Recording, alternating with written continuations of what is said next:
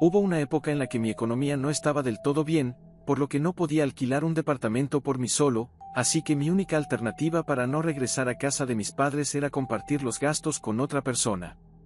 Estaba buscando en todas las aplicaciones y sitios web de compañeros de renta, cuando encontré algo que llamó mi atención.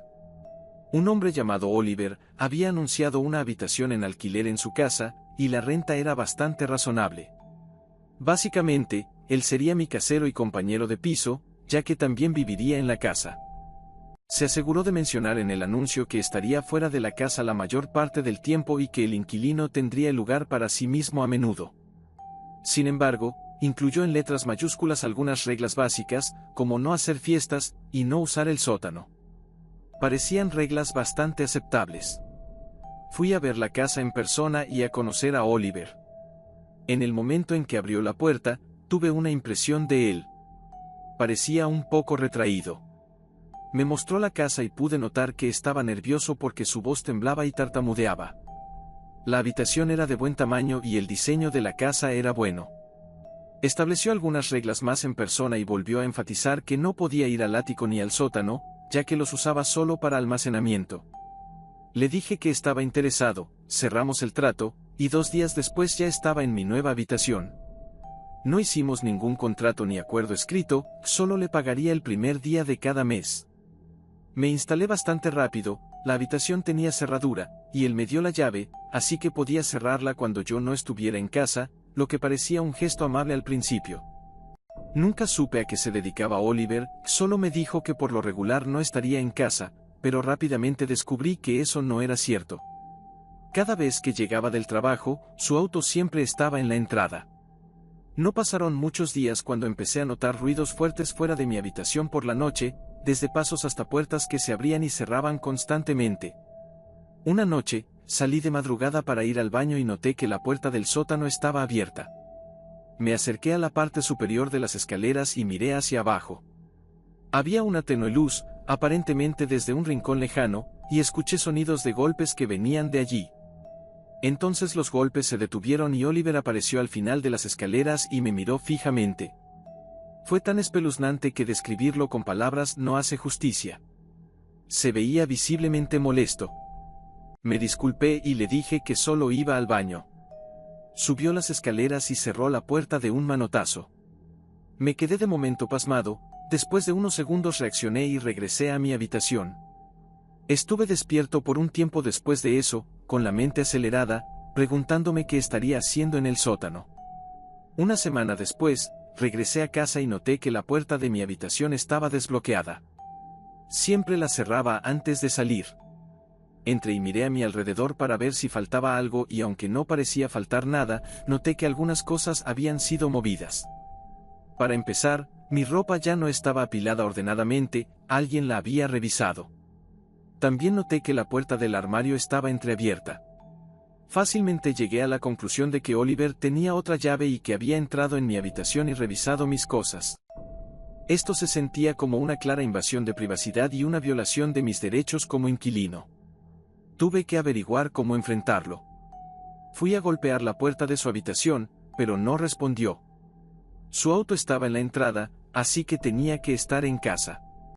Todo esto me estaba dando vibraciones extrañas. Me di por vencido y volví a mi habitación después de calentar la cena en el microondas. Mientras estaba en mi habitación, escuché que se abría la puerta de Oliver. Aproveché la oportunidad para levantarme y enfrentarlo, así que salí a la sala de estar y lo atrapé con prisa, a punto de salir de la casa. Lo detuve y le pregunté si había entrado en mi habitación. Me miró con una expresión en blanco y dijo rotundamente que no. Respondí delicadamente, sin ser hostil, diciendo que la puerta estaba desbloqueada y que parecía que habían revisado mis cosas. Luego afirmó que yo tenía la única llave de mi habitación y dijo que estaba apurado y que tenía que irse, y se fue. Me quedé estupefacto por todo esto. Quería pedirle consejo a mis padres, pero en ese momento nuestra relación no era de lo mejor. Así que nuevamente entré a los sitios web en busca de otro departamento, ya que definitivamente no quería quedarme aquí. Luego me di cuenta de que esta era la primera vez que Oliver no estaba en casa. Así que la curiosidad me ganó y bajé al sótano para explorarlo. Primero revisé las ventanas para asegurarme de que su auto en realidad no estuviera. Luego fui al sótano, y para mi sorpresa la puerta no estaba cerrada con llave. Abrí la puerta, y solo usé la linterna de mi teléfono para moverme alrededor. Los escalones crujían tanto que sentía como si estuviera en una casa abandonada. Llegué abajo y noté que no era muy grande y solo había un viejo y feo sofá en medio de la habitación. También había un olor ligeramente extraño allí, y el olor empeoraba a medida que me acercaba a una puerta en una de las esquinas. Intenté abrirla, pero desafortunadamente estaba cerrada, o tal vez debería decir afortunadamente, porque no estaba seguro de si quería saber qué había ahí adentro, considerando el olor a azufre, que sin duda emanaba de esa habitación. Di una rápida ojeada alrededor y no encontré nada, solo algunas cajas de cartón selladas, que no pensaba abrir. Luego volví arriba y cerré la puerta. El resto de esa noche me quedé en mi habitación. Nunca escuché a Lucas regresar, debe haber vuelto después de que me quedara dormido. Me desperté, la habitación estaba todavía oscura, mi alarma no estaba sonando. Algo más me había despertado. Escuché el suelo junto a mi cama crujir y me giré y vi a Lucas inclinado sobre mi cama mirándome. Grité y él me respondió que me callara y luego me preguntó si había ido al sótano. Le dije que no, luego me preguntó si estaba seguro.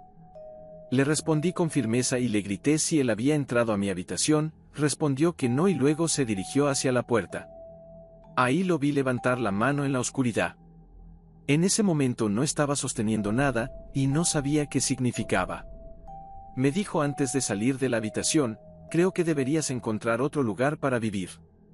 Luego cerró la puerta. Empecé a empacar de inmediato, ya que no iba a quedarme ni un minuto más en esa casa del terror. Me vestí y me dirigí a su habitación, golpeé su puerta y le grité que me devolviera la mitad del dinero del alquiler. Momentos después abrió la puerta y solo su brazo salió sosteniendo un pequeño fajo de billetes. En este punto logró que incluso entregarme el dinero fuera increíblemente espeluznante. Salí lo más rápido que pude de esa casa. El resto de la noche dormí en mi auto, y al día siguiente decidí tragarme mi orgullo y terminé de vuelta en casa de mis padres. Después de explicarles la locura por la que acababa de pasar, me mostraron algo de compasión y permitieron que me quedara con ellos, con la condición de que buscara otro compañero de departamento lo más pronto posible. Cuando tenía 23 años, tuve que mudarme a otro estado por trabajo. En ese momento necesitaba un lugar para vivir que no me dejara en la ruina, así que publiqué en varios sitios web que buscaba un departamento compartido. Un tipo llamado Rob se puso en contacto conmigo por Facebook, diciendo que tenía una habitación disponible en su casa. Miré sus fotos para ver si parecía alguien normal. Yo estaba abierta a la idea de tener un compañero de casa masculino, siempre que esto no representara un peligro. Rob y yo hicimos una videollamada, durante la cual me dio un recorrido virtual por el lugar. Al final, la renta era justa y sus reglas también lo eran. Además dijo que estaba disponible para mudarme de inmediato, lo cual era perfecto. Conocí en persona a Rob justo afuera de la casa, donde me saludó y me entregó una llave. También me ayudó a llevar algunas de las bolsas más grandes y pesadas adentro. Me mostró mi habitación, que ya estaba amueblada, pero reemplacé todas las almohadas y las sábanas de la cama con las mías, y el resto de ese día lo pasé desempacando. Pude ver que Rob intentaba conocerme, y presumiblemente, hacerme sentir como en casa. Aún no recibía ninguna vibra excesivamente amistosa. Al día siguiente, que era domingo, Rob se ofreció a dar un paseo por la ciudad para mostrarme los alrededores. No estaba ansiosa por hacerlo, pero dije que sí, solo para empezar con el pie derecho. Me paseó por la ciudad, mostrándome dónde estaban los centros comerciales, los restaurantes y cosas así, pero luego ofreció invitarme a almorzar. Yo no tenía hambre, y él sugería un almuerzo en un restaurante casi como si fuera una cita. Yo no quería que se hiciera ninguna idea equivocada, por lo que dije que no tenía hambre, pero sugirió de inmediato que fuéramos a tomar algo. Educadamente lo rechacé también, diciéndole que no bebo en días laborables, pero él seguía siendo insistente. Aún así mantuve mi decisión y dije que sería en otra ocasión. Se rindió y se quedó muy callado de repente, como si estuviera molesto. Admito que me sentí ligeramente incómoda, pero nada que no pudiera manejar. Sin embargo, esa semana fue la primera en el trabajo, así que mi atención estaba centrada en adaptarme. No fue hasta unos días después que llegué a casa, me cambié de ropa, y noté que mi cesto estaba completamente revuelto, la ropa no estaba como la dejé.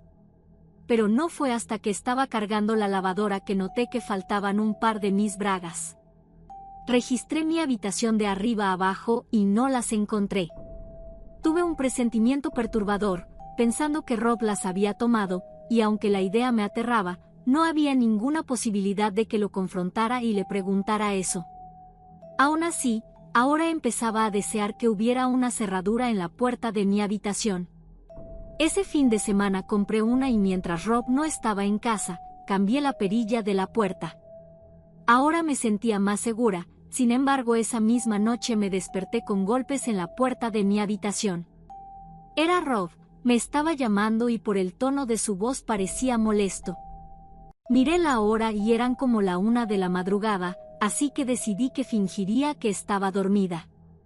Honestamente, estaba un poco asustada de abrir, además tenía la sensación de que me reclamaría por la nueva perilla de la puerta y tenía razón. A la mañana siguiente, me desperté con un montón de mensajes de texto de Rob diciendo que necesitábamos hablar y que estaría en casa después del trabajo. Le respondí preguntando si se trataba de la nueva cerradura. Él respondió que sí, que yo no tenía ningún derecho a remodelar nada de su casa, y que tenía que volver a poner la perilla anterior ese mismo día. Sus mensajes eran desagradables y violentos en su tono.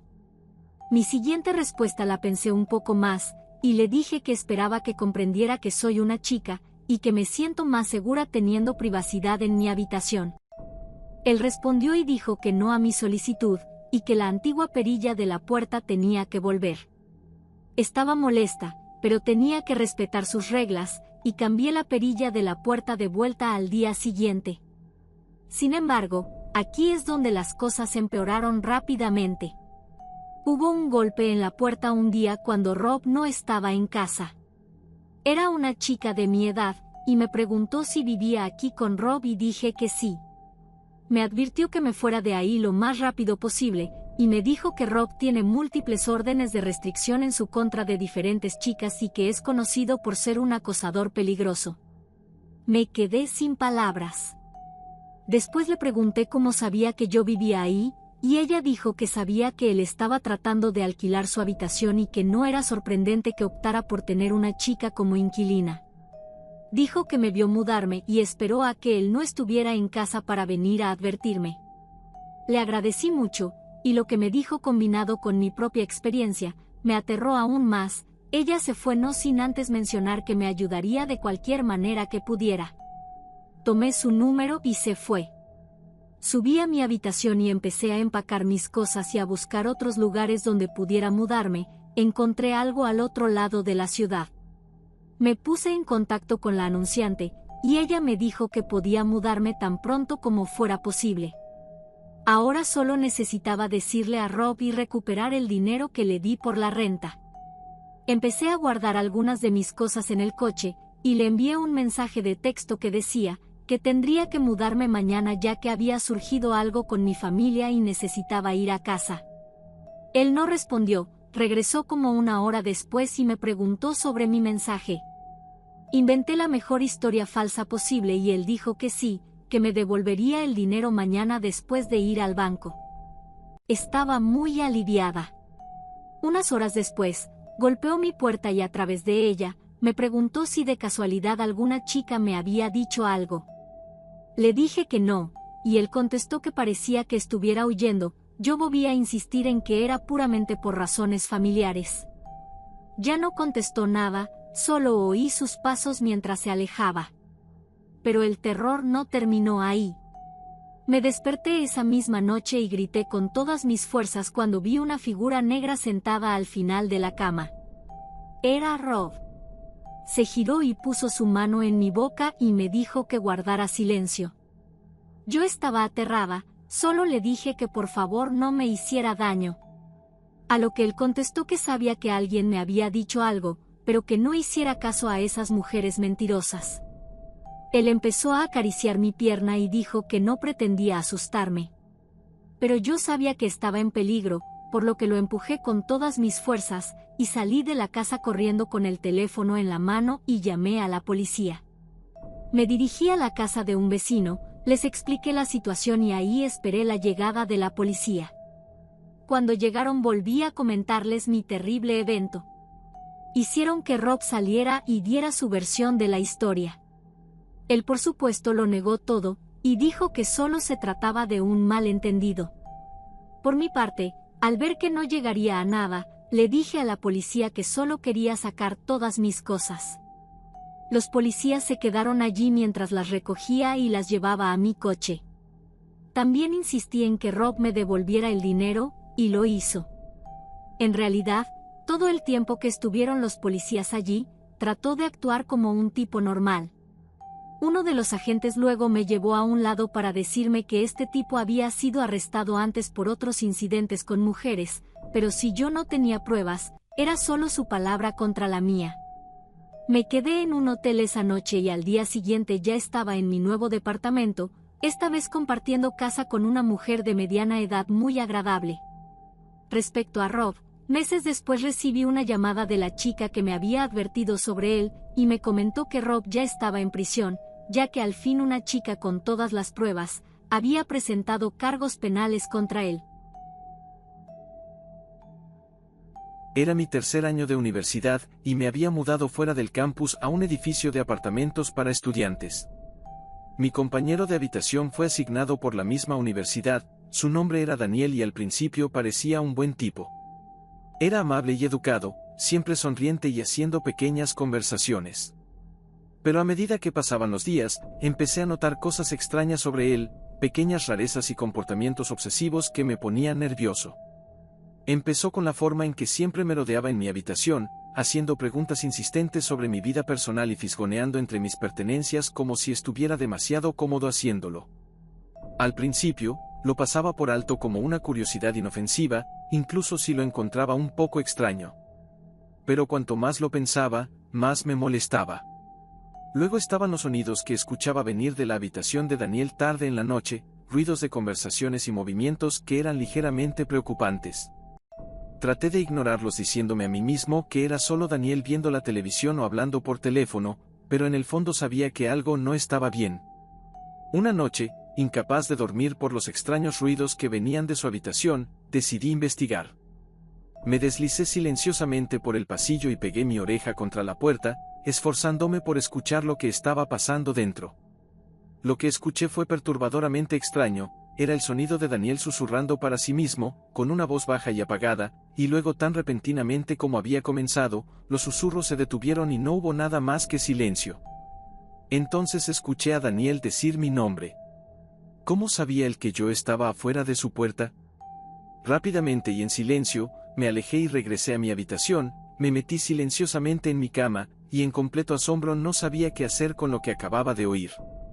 ¿Por qué Daniel estaba hablando consigo mismo?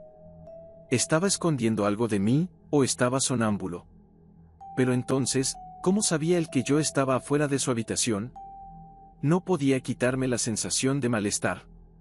A medida que pasaban los días y los sonidos de la habitación de Daniel persistían, mi paranoia solo empeoraba, ya que su comportamiento se volvía cada vez más extraño. Comencé a notar pequeños cambios sutiles en su comportamiento, como miradas extrañas hacia mí, y movimientos furtivos. Una noche, me desperté de madrugada y escuché la voz susurrante de Daniel desde afuera, en el pasillo, justo enfrente de mi habitación, y esto me estaba asustando de verdad. Así que me levanté, fui a la puerta y pegué mi oído contra ella, y como la última vez, los susurros se detuvieron y luego Daniel dijo mi nombre nuevamente. Esta vez respondí y le pregunté si estaba bien, pero no respondió, solo escuché sus pasos alejarse hacia su habitación.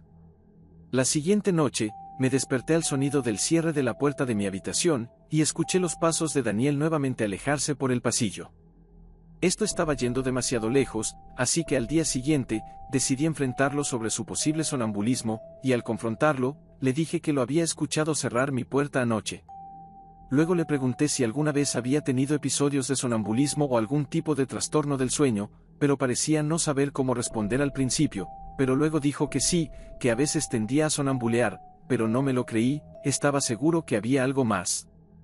Decidí buscar respuestas en la habitación de Daniel. Sabía que era arriesgado, pero no podía ignorar la sensación de que algo no estaba bien. Esperé hasta que Daniel salió del apartamento y luego me metí en su habitación. Sabía que quizás no tendría mucho tiempo, así que busqué rápidamente, revolviendo cajones y armarios en busca de algo que pudiera explicar su extraño comportamiento nocturno. Y justo cuando estaba a punto de darme por vencido, lo encontré, un pequeño cajón sin ninguna descripción, escondido en la parte trasera de su armario. Lo abrí y me helé de terror, al ver lo que encontré dentro, una colección de fotografías, docenas de ellas, en su mayoría, yo aparecía dormido, y de otros chicos que parecían tener nuestra edad, de igual forma dormidos.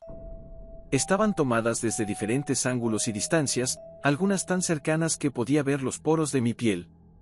Me sentí enfermo al darme cuenta de lo que estaba viendo. Daniel había estado tomándome secretamente fotos mientras dormía.